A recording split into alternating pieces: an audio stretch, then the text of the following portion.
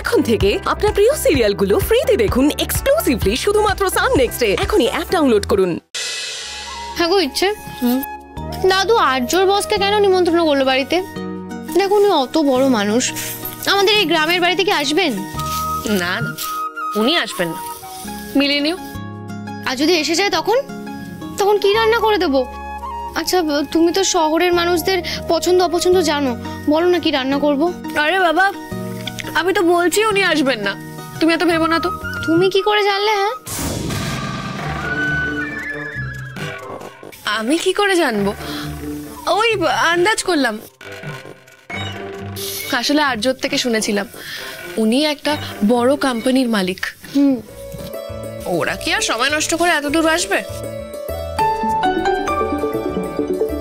ওই দেখো, বলতে না বলতেই ফোন করেছে। এক্ষুনি বলবে যে বস আসতে পারবে না, দেখে নিও। হ্যাঁ বলো। ইচ্ছে, গুড নিউজ আছে। আমার বস বলেছে কালই আসবে।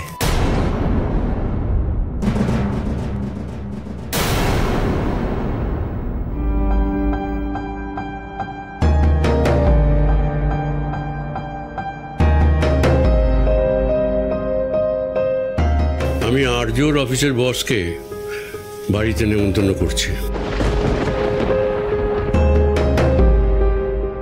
উনি এলে তোমরা সবাই একসঙ্গে থাকার চেষ্টা করো। উনি বাইরের লোক, এভাবে আলাদা আলাদা থাকাটা ভালো দেখাবে না। তো এই যে আমাদের বাড়িতে হাঁড়িটা আলাদা হয়ে গেছে, সেটা উনি না বুঝতে পারলেই ভালো হয়। আমার তো মনে হয় না দাদু আদৌ কি উনি আসবেন, মানে অত বড় একজন মানুষ। কে বলেছে আসবে না? আর্য তো, আমি জানতাম। দেখো আদৌ কোনো বস টস আছে কিনা, হয়তো অন্য জায়গা থেকে টাকা জোগাড় করে গল্প দিচ্ছে। কেন তোমার এরকম মনে হলো? কেন কেন আবার? একটু মাথা খাটালে আপনারাও বুঝতে পারতেন। যাকে বাবা, আমি আদার ব্যাপারে ওসব জাহাজের খবরে আমার কোনো দরকার নেই। দাদু, কাল ছোট ঠাকুরপোর বস এ বাড়িতে আসছেন, ও এক্ষুনি ফোন করে জানালো।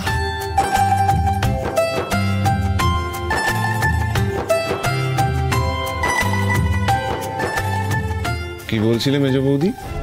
আমার ভাই গল্প দিচ্ছে। এবার বুঝতে পারছো তো, কিছু কিছু সত্যি গল্প মনে হয়। স্বর্ণ, তুমি বলছিলে না যে আমাদের সব সমস্যা মিটে গেছে? তাহলে আর এইভাবে আলাদা থাকা, আলাদা রান্না করার কি প্রয়োজন? আশা করি তুমি তোমার উত্তর পেয়ে গেছো। সন্দেহ, অবিশ্বাস, একে অপরকে ভরসা না করা, ঠেস ঠেস দিয়ে কথা বলা, এই এক একটা বীজ বিক্রির বীজ তোমাদের মধ্যে ছড়িয়ে গেছে।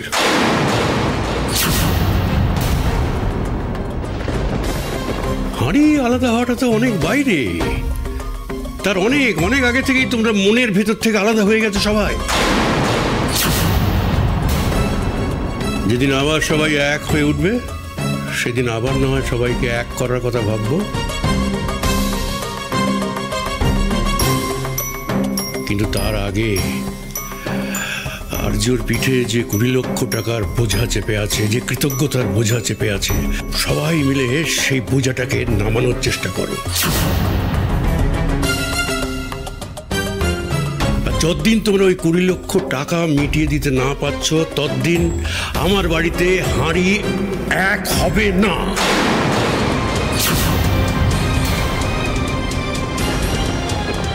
সর্বনাশ, আবার টাকা? হ্যাঁ, আমি বলছিলাম কি, মানে আমার একটা কথা ছিল, 20 লাখ মানে তো আমাদের প্রত্যেককে 4 লাখ করে দিতে হবে। কিন্তু আমার তো জমি জমা সব চলে গেছে, আমি কি করে? 5 বছর, অন্তত তোমার হাতে 5 বছর সময় আছে, তাতেও তুমি পারবে না। কারণের জন্য একটু ভালো মন্দ রান্না করতে হবে। রান্নার প্রস্তুতিটা কে কিভাবে করবে, নিজেদের মধ্যে ঝগড়াঝাটি না করে তোমরা ঠিক করে নাও।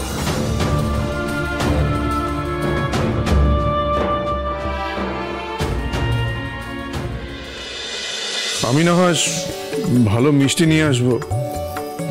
আমি তো আর সেরকম ভালো রান্না করতে পারি না। শেষদা, এইসব নিয়ে আপনি একদম চিন্তা করবেন না। কালকে যা যা রান্না করার ইচ্ছেই করবে। আর আমি দই পাতাবো, দইটা আমি বেশ ভালোই করতে পারি। আর মেজদি, তুমি সব কি হচ্ছে মেজদা? কি শুরু করেছে মেজ বৌদি? হ্যাঁ, ঠিকই আছে মানে, হ্যাঁ মানে সব কিছুতেই যে ওকে করতে হবে এরকম তো কোনো কথা নেই। তোরা দেখে নে, তোরা করে নে। দাদু ভুল কিছু বলেনি। এ বাড়িতে সবকিছু আলাদা হয়ে যাওয়াই ভালো। আমি বোকা, তাই মানতে পারছি না।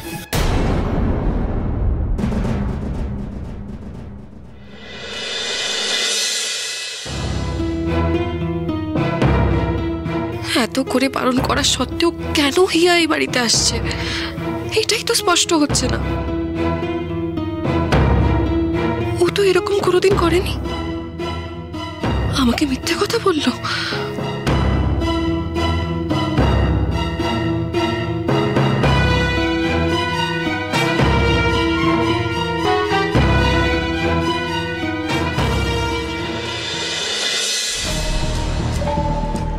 ফোনটাও তো ধরলো না। তাহলে এখন কি করব? আর্য যদি একবার জানতে পারে তাহলে। ইচ্ছে, এই তো ইচ্ছে। ইচ্ছে, তোমার শরীর কেমন আছে? আছি। তাহলে তোমার বস একবার বলাতেই রাজি হয়ে গেল? দূর, একবারে কেউ রাজি হয় নাকি? তাহলে কি দুবার বলাতে রাজি হলো? আরে না না, সকালে আমি বলেছিলাম একবার, তখন বললো যে আসতে পারবে না। তারপর দুপুরে আমাকে ডেকে পাঠালো, বললো যে বস নাকি একটা আনএক্সপেক্টেড ছুটি পেয়ে গেছে আর কালই আমাদের বাড়িতে আসবে। আর কিছু বলেনি তোমার বস? আর কি বলবে? হ্যাঁ, আচ্ছা শোনো, কালকে রান্নাটা কিন্তু তুমিই করবে। হ্যাঁ। আমি? কেন? কেন মানে, আমারও তো ইচ্ছে করে মাঝে মধ্যে আমার বউয়ের হাতের রান্না সবাইকে খাওয়াতে। আর যতই হোক বিয়ের পর তো উনি আমাদের ফার্স্ট গেস্ট। রান্না তো আমি করেই দিতে পারি আর্য। ইভেন হিয়া কি খেতে ভালোবাসে সেটাও না হয় রান্না করে দেব। কিন্তু হিয়াকে এতবার রিকোয়েস্ট করা সত্ত্বেও কেন আসছে ওই বাড়িতে? যদিও আর্যকে সব বলে দেয়।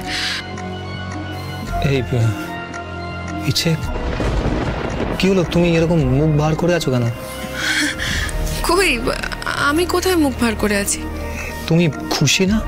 সে কি, এটা কিরকম কথা? আমার বরের বস বাড়িতে আসবে আর আমি খুশি হব না? আমি খুব খুশি।